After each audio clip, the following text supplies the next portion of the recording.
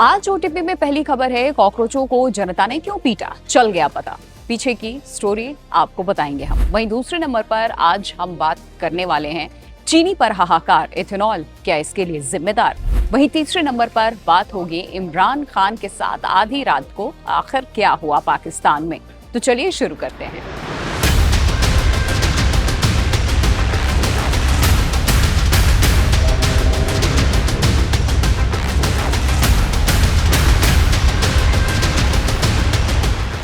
एक सरकारी स्कूल की बदहाली देखने पहुंचे सीजेपी के कुछ कार्यकर्ता और देखते ही देखते स्कूल का मुद्दा सियासी जंग में बदल गया। आरोप लगे कि लाठी डंडों और पत्थरों से हमला हुआ, गाड़ियों के शीशे तोड़े गए और सीजेपी के आशुतोष रांका के पैर में चोट लगी, टूट गया पैर। दूसरी तरफ गांव वालों का दावा है कि बाहर से आए लोग जबरन स्कूल में घुसने की कोशिश कर रहे थे, इसीलिए विवाद हो गया।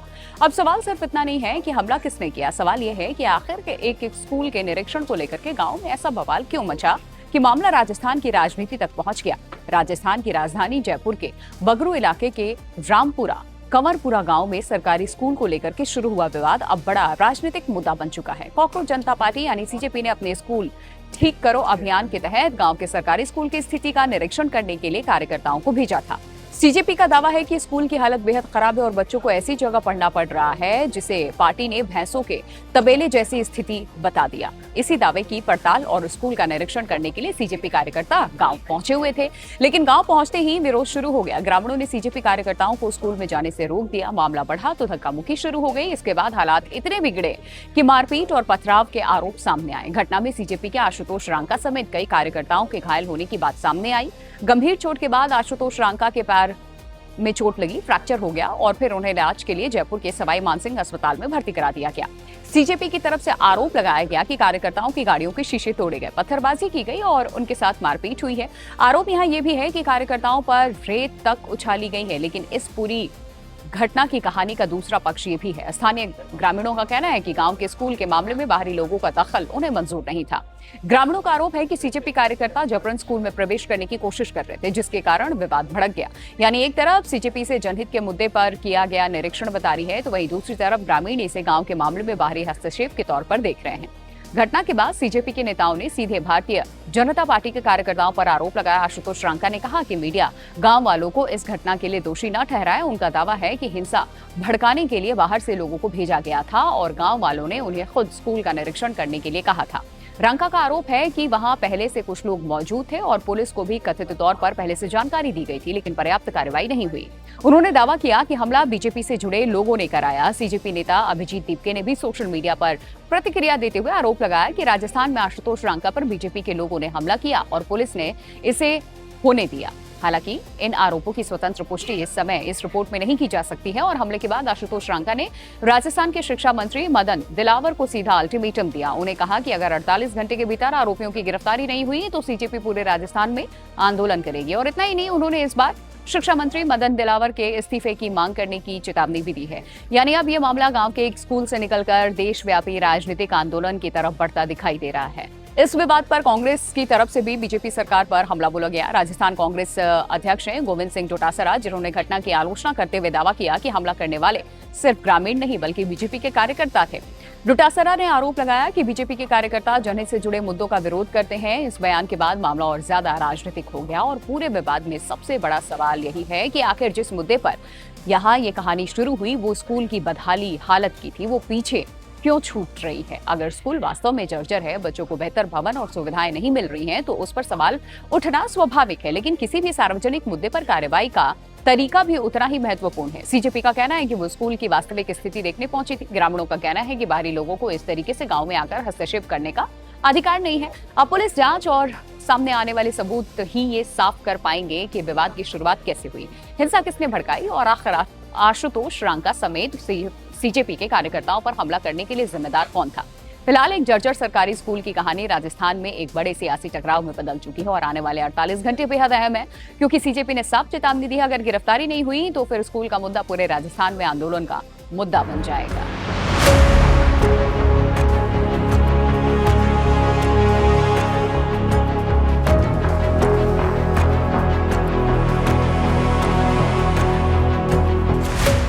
जिस चीनी से घर की चाय मीठी होती है, वो चीनी अगर कुछ ही दिनों में 20 रुपए किलो महंगी हो जाए तो सवाल सिर्फ मिठाई की कीमत का नहीं रहता। सवाल ये होगा कि आखिर देश में चीनी की कमी क्यों पड़ रही है। क्या गन्ने का बड़ा हिस्सा अब चीनी के बजाय इथेनॉल बनाने में जा रहा है, और क्या पेट्रोल में इथेनॉल मिलाने की नीति अब आम आदमी की रसोई पर भारी पड़ रही है। भारत में चीनी की कीमतों ने हाल के दिनों में ऐसे उछाल देखे जिससे सरकार से लेकर बाजार तक चिंता बढ़ गई। सरकारी आंकड़ों के मुताबिक 20 अगस्त को खुदरा बाजार में चीनी की औसत करीब कीमत जो थी 55.7 रुपए प्रति किलो थी, जबकि एक महीने पहले ये करीब 48.18 रुपए थी, यानी कि एक महीने में बड़ा उछाल। वहीं बाजार में कई जगह कीमतें 62 से 65 रुपए प्रति किलो तक पहुंचने की खबर है। लेकिन कहानी सिर्फ इतनी नहीं, भारत दुनिया में चीनी उत्पादन के मामले में ब्राजील के बाद दूसरे नंबर पर है। देश में सैकड़ों चीनी मिलें हैं और गन्ने की बुआई भी पिछले साल के आसपास ही रही है। देखिए, 5 साल के औसत के मुकाबले तो गन्ने की बुआई ज्यादा बताई जा रही है। फिर सवाल उठता है कि जब गन्ना मौजूद है तो चीनी महंगी क्यों हो रही है इतनी। इसका एक बड़ा कनेक्शन इथेनॉल से है। भारत अपनी कच्चे तेल की जरूरत का 80% से ज्यादा हिस्सा आयात करता है। विदेशी मुद्रा बचाने और पेट्रोल में इथेनॉल मिलाकर के पेट्रोलियम आयात पर निर्भरता घटाने के लिए सरकार ने इथेनॉल ब्लेंडिंग को बढ़ावा दिया। 20% इथेनॉल मिश्रण का लक्ष्य 2030 तक हासिल करना था, लेकिन सरकार के मुताबिक ये लक्ष्य जुलाई 2025 में ही हासिल हो गया। इथेनॉल बनाने में गन्ने का रस और चीनी उत्पादन के दौरान निकलने वाले अलग अलग मोलासिस का इस्तेमाल होता है। 2025-26 वर्ष की अगर हम बात करें तो करीब 30 लाख टन चीनी के बराबर मात्रा इथेनॉल उत्पादन में इस्तेमाल होने की बात सामने आई चीनी की, और यहीं से असली बहस शुरू होती है। क्या देश ने पेट्रोल में इथेनॉल बढ़ाने के लिए चीनी की उपलब्धता पर दबाव बढ़ा दिया, क्योंकि गन्ने से बनने वाले हर उत्पाद का इस्तेमाल एक दूसरे से जुड़ा है। अगर ज्यादा गन्ना या उससे बड़े उत्पाद इथेनॉल की तरफ जाते हैं तो चीनी के लिए उपलब्धता प्रभावित हो सकती है, और जब बाजार में सप्लाई सीमित होती है और त्योहारों से मांग बढ़ जाती है पहले ही, तो कीमतों पर इसका स्वाभाविक है दबाव बढ़ना। ऐसे में इथेनॉल ही चीनी महंगी होने के लिए जिम्मेदार नहीं। हालांकि सरकार के पास तर्क अपना है। सिर्फ इथेनॉल को चीनी महंगाई की पूरी वजह मानना सही नहीं होगा। मौसम, कमजोर मानसून, उत्पादन का अनुमान और मिलों का पेराई सत्र, घरेलू बाजार में स्टॉक, इस सभी का असर कीमत पर पड़ता है। अब सरकार ने कीमतों पर लगाम लगाने के लिए कई कदम उठाए। सबसे बड़ा कदम है रॉ शुगर का आयात। करीब 10 साल के बाद सरकार ने 31 अक्टूबर तक 10 लाख टन कच्ची चीनी को बिना कस्टम ड्यूटी के आयात करने की अनुमति दी है। मकसद साफ है, घरेलू बाजार में सप्लाई बढ़ाना और बढ़ती कीमतों को नियंत्रित करना। इसके अलावा बड़े थोक उपभोक्ताओं के लिए भी स्टॉक लिमिट तय कर दी गई है। सितंबर से 30 नवंबर 2026 तक ऐसे थोक उपभोक्ता जो महीने में 10 मीट्रिक टन से ज्यादा चीनी इस्तेमाल करते हैं, 15 दिनों की खपत से ज्यादा चीनी स्टॉक नहीं कर सकते हैं। और इसका जो असर है वो कन्फेक्शनरी कंपनियों, सॉफ्ट ड्रिंक निर्माताओं, फूड प्रोसेसिंग कंपनियों, मिठाई कारोबारियों और बड़े संस्थागत खरीदारों पर पड़ सकता है। सरकार चीनी मिलों से इन बड़े खरीदारों तक होने वाली बिक्री की निगरानी भी करेगी, क्योंकि त्योहारों का मौसम भी आने जा रहा है। जन्माष्टमी से शुरू होने वाले त्योहार के साथ मिठाई, दूध, चॉकलेट, बेकरी और दूसरे खाद्य उत्पादों की मांग बढ़ जाती है। मीठे, ऐसे में चीनी की कीमत में बढ़ोतरी का असर सिर्फ चाय की प्याली तक सीमित नहीं रहेगा। मिठाई से लेकर के बिस्किट, चॉकलेट, जूस और कई प्रोसेस्ड फूड तक इसकी लागत बढ़ सकती है। और कहानी सिर्फ चीनी तक सीमित नहीं है, भारतीय चावल की निर्यात कीमतों में भी तेजी देखने को मिली है। सीमित आपूर्ति, नई फसल को लेकर चिंता, अंतर्राष्ट्रीय मांग और मौसम से जुड़ी अनिश्चितताएं खाद्य बाजार पर दबाव बढ़ा रही हैं। और इसी बीच अरविंद केजरीवाल ने भी सरकार पर निशाना साधते हुए सवाल उठाया कि विदेशी मुद्रा बचाने के लिए इथेनॉल को बढ़ावा देने के बाद अब महंगी चीनी आयात करने की जरूरत क्यों पड़ रही है। सरकार के सामने देखिए ये राजनीतिक सवाल भी खड़ा हो रहा है, क्या इथेनॉल नीति और चीनी की कीमतों के बीच में कोई संतुलन बिगड़ा है। लेकिन असली परीक्षा अब सरकार की शुरू हो रही है। एक तरफ देश के महंगे कच्चे तेल के आयात से उसे बचाना, तो दूसरी तरफ पेट्रोल में इथेनॉल की हिस्सेदारी बढ़ानी है, किसानों को गन्ने का उचित मूल्य देना है, चीनी मिलों को चलाना है और साथ ही आम आदमी के लिए चीनी सस्ती रखनी है। यानी कि मामला सिर्फ चीनी महंगी हो गई का नहीं है। अब सवाल है कि ऊर्जा सुरक्षा, किसान की आय, चीनी उद्योग और आम आदमी की रसोई, इन चारों के बीच में संतुलन कैसे बना जाए, क्योंकि अगर इस संतुलन में कहीं गड़बड़ी हुई तो पेट्रोल की कीमत बचाने की कोशिश का असर शायद त्योहारों की मिठास पर दिखाई देने लगेगा। हिंदुस्तान में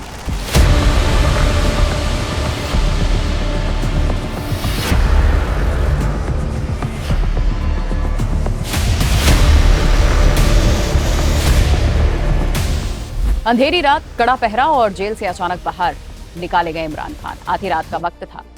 अदियाला जेल के बाहर अचानक सुरक्षा बढ़ा दी गई। चारों तरफ पुलिस, बैरिकेड और सुरक्षा बलों का पहरा, और फिर जेल का दरवाजा खुला। इमरान खान को कड़ी सुरक्षा के बीच में अस्पताल ले जाया गया। सवाल उठा, आधी रात ऐसा क्या हुआ?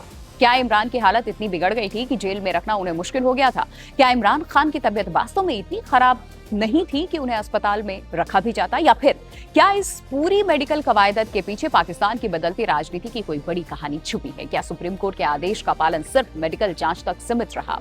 सबके मन में सवाल उठ रहे हैं कि आखिर आधी रात को इमरान के साथ हुआ क्या था। सोचिए आप, पाकिस्तान के पूर्व प्रधानमंत्री इमरान खान को आधी रात के वक्त में अदियाला जेल से भारी सुरक्षा के बीच में बाहर निकाला जाता है। उन्हें अस्पताल ले जाया जाता है क्योंकि देश की सुप्रीम कोर्ट ने उनको मेडिकल जांच और इलाज का आदेश दिया था। लेकिन कुछ ही घंटों के बाद ही इमरान खान फिर जेल पहुंच जाते हैं। दरअसल इमरान खान की सेहत को लेकर के पिछले कई महीनों से विवाद चल रहा है। उनकी पार्टी पाकिस्तान तहरीक-ए-इंसाफ यानी पीटीआई लगातार आरोप लगा रही है कि जेल में उनकी सेहत बिगड़ रही है। खास तौर पर उनकी दाहिनी आंख की रोशनी को लेकर के गंभीर दावे सामने आए थे। फरवरी में अदालत के सामने ये भी दावा रखा गया था कि उनकी दाहिनी आंख की देखने की जो क्षमता है करीब 15% तक घट गई है या रह गई है। हालांकि जेल प्रशासन ने बाद में सुप्रीम कोर्ट को बताया कि उनकी आंखों की स्थिति में काफी सुधार हुआ है और नजर लगभग सामान्य हो गई है। इसी स्वास्थ्य विवाद के बीच में पाकिस्तान की सुप्रीम कोर्ट ने 18 अगस्त को बड़ा आदेश दिया। 3 जजों की बेंच ने इमरान खान को इस्लामाबाद के शिफा इंटरनेशनल अस्पताल ले जाकर के मेडिकल जांच और इलाज कराने का निर्देश दिया था। कोर्ट ने मेडिकल बोर्ड बनाने, विशेषज्ञ डॉक्टर को शामिल करने और उनके निजी डॉक्टर की भागीदारी की भी बात कही। साथ ही परिवार से मुलाकात को लेकर भी निर्देश दिए गए। लेकिन यहीं से कहानी में दूसरा मोड़ भी आता है। शहबाज शरीफ सरकार इस आदेश से पूरी तरह सहज नहीं थी। सरकार ने सुप्रीम कोर्ट के आदेश के खिलाफ समीक्षा याचिका दायर की और तर्क दिया कि जेल में बंद कैदियों के इलाज के लिए सरकारी अस्पतालों की व्यवस्था मौजूद है। सरकार का कहना था कि किसी एक कैदी के लिए निजी अस्पताल में इलाज की व्यवस्था अलग मानक पैदा कर सकती है। सुप्रीम कोर्ट के रजिस्ट्रार कार्यालय ने सरकार की समीक्षा याचिका में आपत्तियां लगाकर उसे वापस कर दिया था और इसी के बाद से इमरान खान को अस्पताल ले जाने की प्रक्रिया आगे बढ़ गई थी। फिर आई वो रात, अदियाला जेल से इमरान खान को कड़ी सुरक्षा के बीच निकाला गया। अस्पताल की सुरक्षा और चाक चौबंद किए गए, बैरिकेड लगाए गए और बड़ी संख्या में सुरक्षाकर्मी तैनात किए गए। पीटीआई समर्थकों की भी नजर इस पूरे घटनाक्रम पर थी। लेकिन अस्पताल पहुंचने के बाद इमरान खान को लंबे इलाज के लिए भर्ती नहीं कराया गया। उनकी एक्सपर्ट मेडिकल टीम ने एग्जामिन किया। टीम में आंखों के विशेषज्ञ और हृदय रोग विशेषज्ञ समेत अन्य डॉक्टर्स मौजूद थे। जांच के बाद उन्हें चिकित्सीय तौर पर जेल में रहना सुरक्षित बताया गया और उन्हें वापस जेल भेज दिया गया। यानी सुप्रीम कोर्ट ने कहा अस्पताल ले जाइए, सरकार ने उन्हें अस्पताल पहुंचाया, डॉक्टरों ने जांच की और कहा जेल में रहना सुरक्षित है और इसके बाद इमरान खान वापस जेल पहुंच गए। और यहीं से राजनीतिक सवाल भी शुरू हो गए। पीटीआई के लिए ये सिर्फ मेडिकल जांच का मामला नहीं, पार्टी लंबे समय से आरोप लगाती रही है कि इमरान खान को राजनीतिक तौर पर अलग थलग रखने की ये पूरी कोशिश हो रही है। और इमरान अगस्त 2023 से जेल में है और उनके खिलाफ कई मामले और सजाएं चल रही हैं। वहीं इस मामले को राजनीतिक बदले की कार्रवाई बताते हैं लोग, जबकि सरकार इन आरोपों से इनकार भी करती है। और इसी बीच एक और बेहद अहम बयान भी सामने आया है। इमरान खान के करीबी सहयोगी जुल्फी बुखारी ने कहा है कि अगर इमरान रिहा होते हैं तो वो ऐसा कोई कदम नहीं उठाएंगे जिससे पाकिस्तान को नुकसान पहुंचे। उन्होंने सेना प्रमुख असीम मुनीर के साथ टकराव कम करने की भी बात कही और सुलह की भाषा इस्तेमाल भी की। हालांकि बुखारी ने यह भी स्पष्ट किया है कि फिलहाल पीटीआई और सेना के बीच में कोई बातचीत नहीं चल रही है। यही बयान इस पूरे घटनाक्रम को और दिलचस्प बना देता है। एक तरफ इमरान खान की सेहत को लेकर सुप्रीम कोर्ट हस्तक्षेप करता है, दूसरी तरफ सरकार कोर्ट के आदेश को सीमित करने की कोशिश करती दिखाई देती है। और उसी समय पीटीआई के एक बेहद करीबी नेता सेना के साथ टकराव कम करने की बात कह रहे हैं। क्या ये सिर्फ सहयोग है या पाकिस्तान की राजनीति में धीरे धीरे कोई नया रास्ता तैयार हो रहा है? फिलहाल इसका कोई पक्का जवाब तो नहीं है। बिना ठोस सबूत ये कहना जल्दबाजी होगी कि अस्पताल भेजना या वापस जेल भेजना किसी राजनीतिक समझौते का हिस्सा था। लेकिन इतना जरूर साफ है कि इमरान खान की सेहत अब सिर्फ मेडिकल मुद्दा नहीं रही है। ये मामला अदालत, सरकार, पीटीआई और सेना चारों के बीच में इस वक्त चल रही है कि खींचतान से जुड़ा ये कैसे मामला आगे बढ़ रहा है। शायद इसीलिए आधी रात अस्पताल यात्रा कुछ घंटों में खत्म होकर पाकिस्तान की राजनीति में एक बड़ा सवाल छोड़कर चली गई। क्या इमरान खान को सिर्फ मेडिकल जांच के लिए अस्पताल ले जाया गया था या ये पाकिस्तान की राजनीति में किसी नए अध्याय की शुरुआत का संकेत है? ओटीपी में आज इन 3 खबरों पे हमने बात की है। डिटेल रिपोर्ट आपके सामने रखी है। आप इस पे क्या सोचते हैं, क्या राय रखते हैं? कमेंट करके आप अपनी राय, अपनी सोच हमसे साझा कर सकते हैं।